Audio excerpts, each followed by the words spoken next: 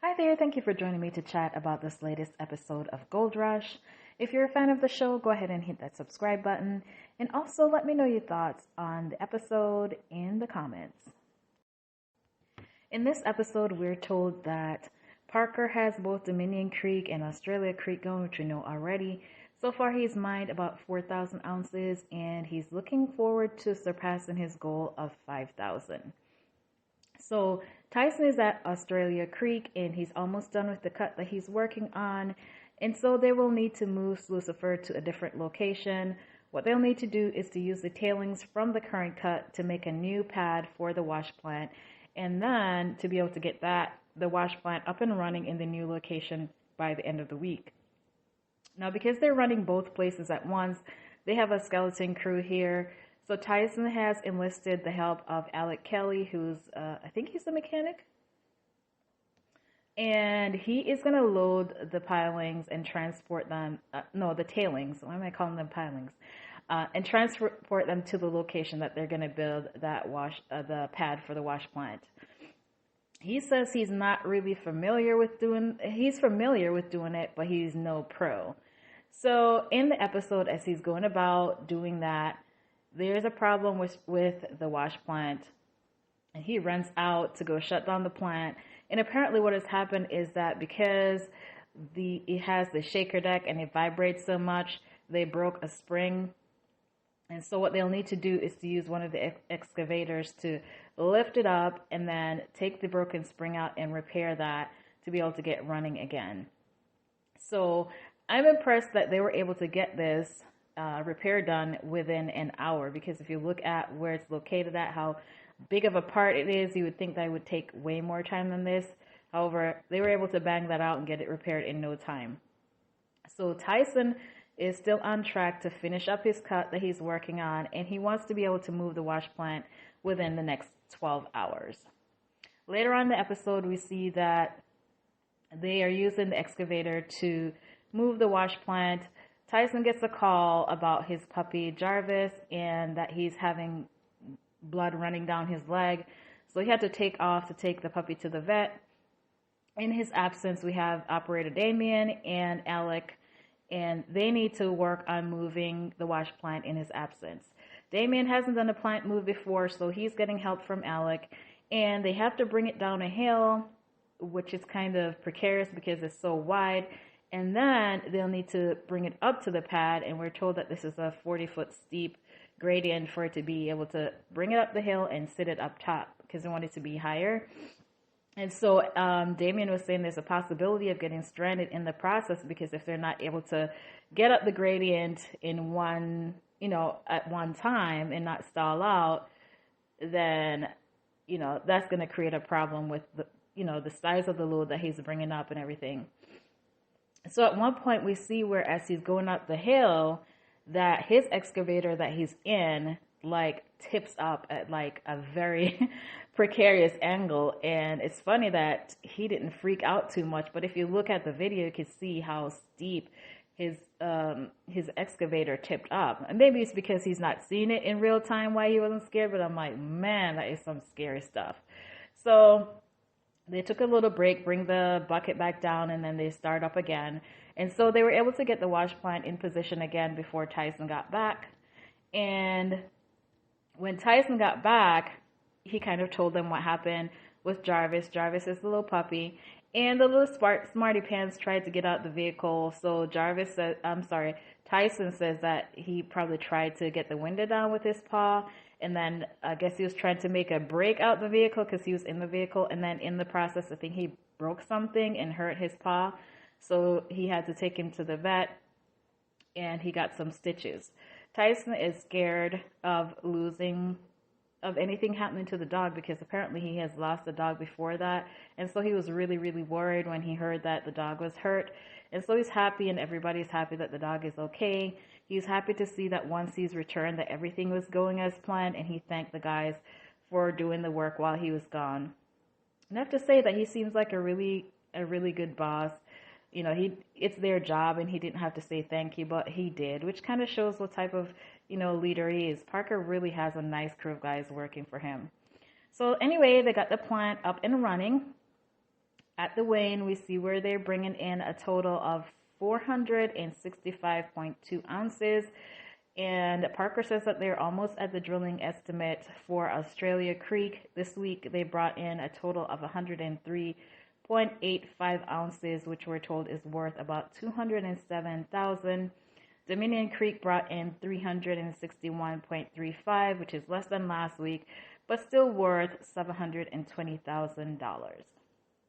So Parker was saying, it's a little bit less, but every week they're not going to go over, a certain amount. So he was okay with that. So far for the season, they're at 4,484 ounces. So they're so close to their goal.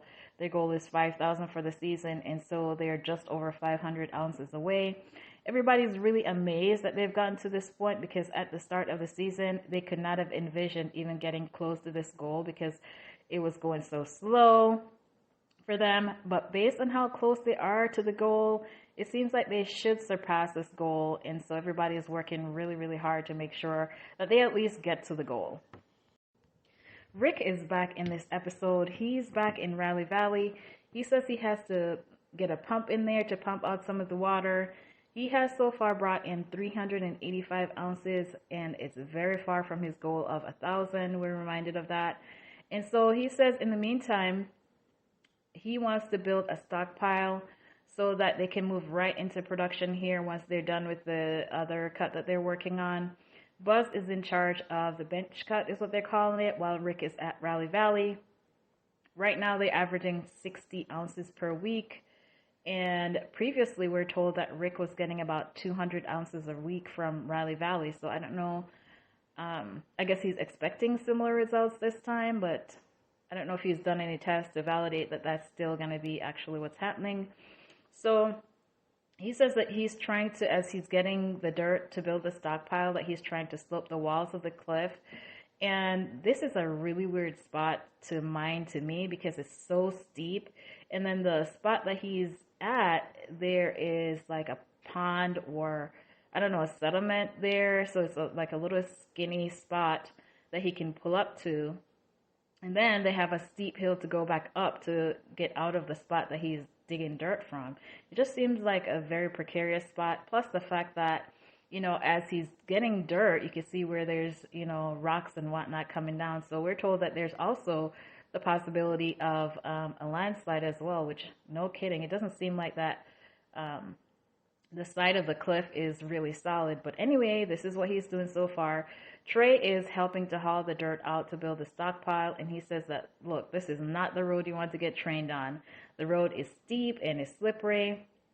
And at one point, we see where his truck started to slide, and Rick had to stop him with his excavator arm, which I was thinking when I saw that, like, why not put some gravel down? Because we can see where the truck was sliding. It's really muddy. But then we see after that Rick says he's going to try to fix the road to reduce the slippage. So I guess he's thinking the same thing as well.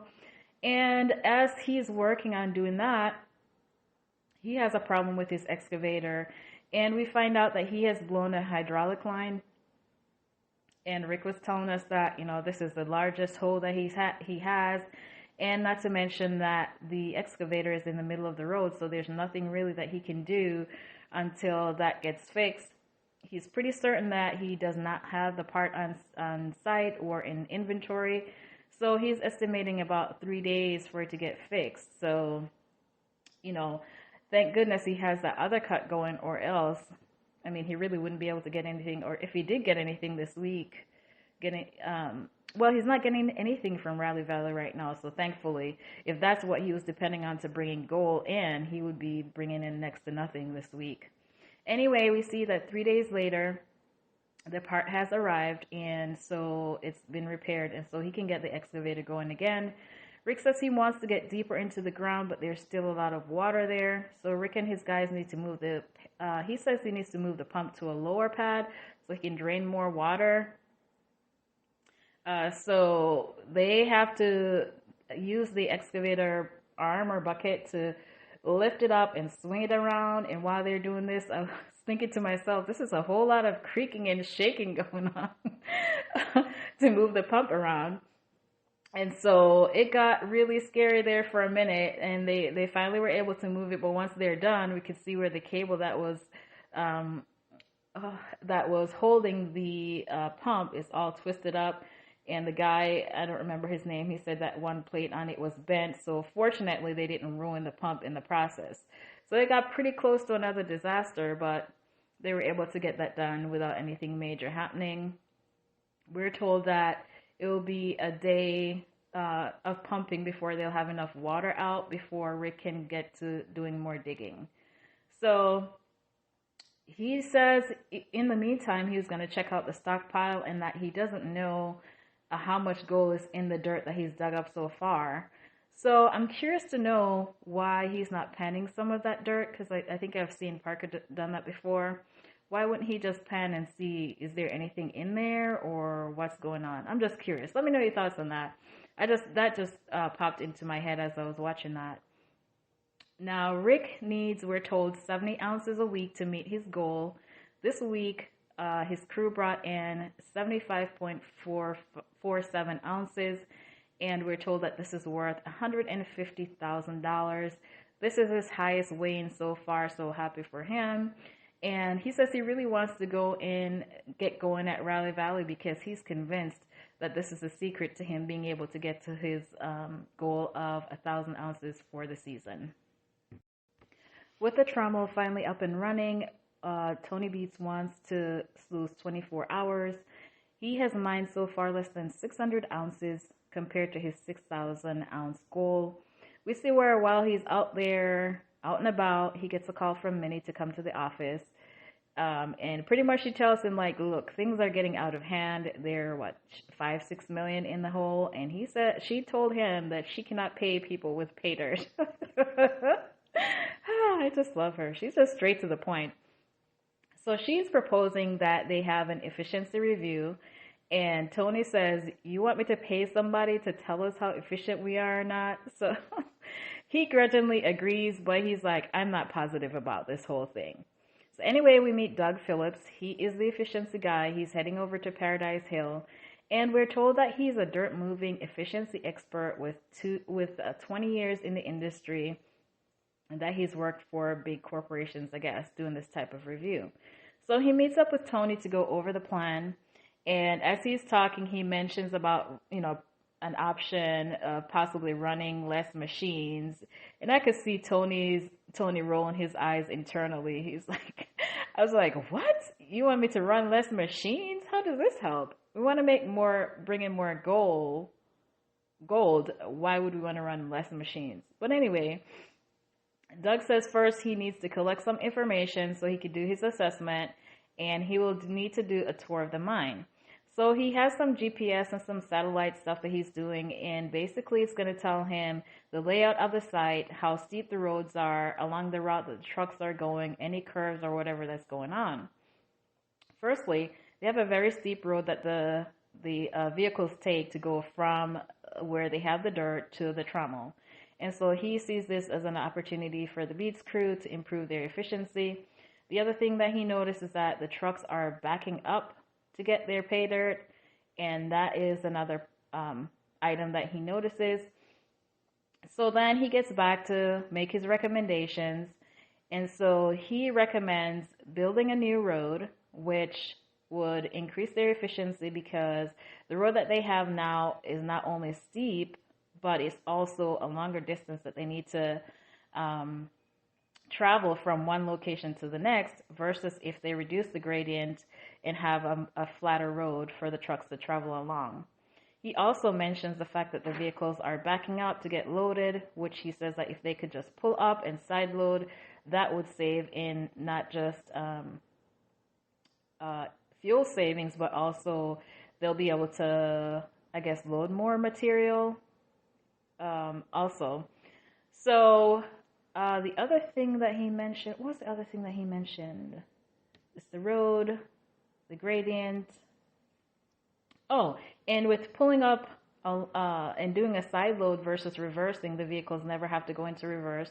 So this will also save them some fuel savings as well. So they're more efficient, the distance is less, and then the fuel consumption from not having to doing all that backing up, and then the hills that the trucks have to travel. So once he concluded his recommendations, Minnie was like, okay, she said to Tony, what are you doing standing here? Go make the road. They're so cute. I got a little chuckle out of that. So Tony says they will need to balance, keeping the tramway fed and making the new roads. Later in the episode, we're told that Tony spent 3 days and over $20,000 to build the new road. He wants to test out the difference between the old road and the new road and see if it's really going to save them any time or money. So Monica's going to be on the old road at full speed in her truck like they always have been doing. And then Mike is going to be on the new road going at 25 miles an hour. And so they'll make a typical run, go there, load, and come back. And sure enough, when Monica returns, Mike is already there just chilling. So we're told that Mike's route took him 4 minutes and Monica's took her 5.5 to 6 minutes for a round trip. And so that is indicative of, an inefficient process. And so they're looking forward to be able to, save on not just the time, but as far as the cost and being able to do more than what they've been doing previously. So at the Wayne this week, we see there's an employee there at the Wayne. Usually it's just the Beets there, which I was surprised. I wonder what has changed. I don't know what her name is. I don't remember. So they talk about the difference the new road is making. And this week they brought in 222.98 ounces. We are told that this is worth $440,000 and that this is the best haul of the season for the Beets. So he says they're way behind, but they're also hopeful that things are going to continue going at this rate. Anyway, I think this is all for the episode. Let me know your thoughts on the episode. Like, comment, and subscribe.